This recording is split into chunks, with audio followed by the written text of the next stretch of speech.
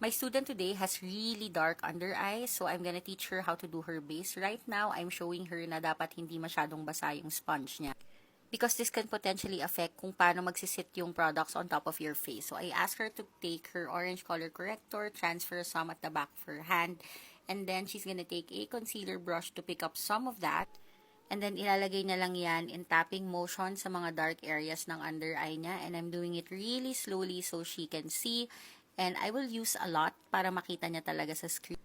Yung inner corners lang ng eye niya yung super dark, guys. So, dyan kami naglagay ng mas madami. And then, as she goes towards the outer corner, dun siya naglalagay ng konti. Or yung kung ano lang yung natitira sa kanyang brow.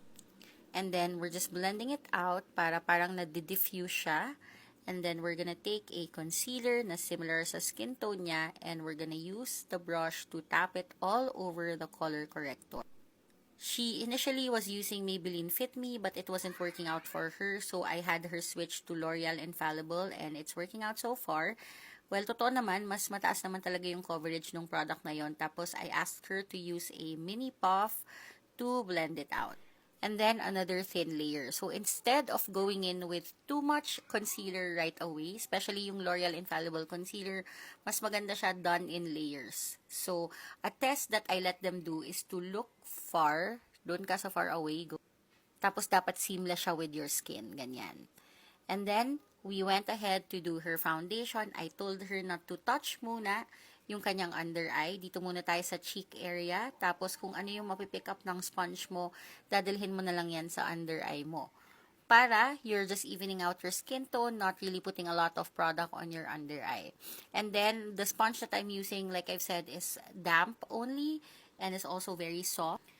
And then, we went ahead and did that to the other parts of her face also. So, sinasabayan ko siya mag-makeup dito, guys.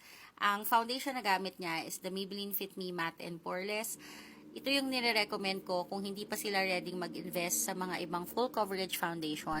Kasi entry-level foundation yon, tapos madali lang siyang gamitin for beginners. Plus, she also has a skin type that matches it. And then, don't forget the other areas of your face, of course. And then, after that, we're gonna do our liquid highlight. So, nag-start kami sa area na to, papunta sa outer corner. My student is 51 years old, by the way. So, I wanted to lift her eyes naturally a little bit. And then, I'm bringing some of the pigment towards the inner corner.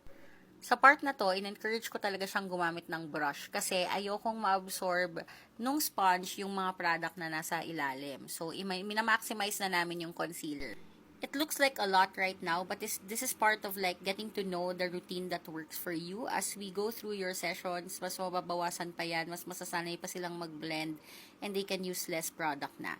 Now, we're taking a velvet puff and a powder. So, we're getting an ample amount and I'm teaching my student how to bake. We're just gonna press this on your under eye.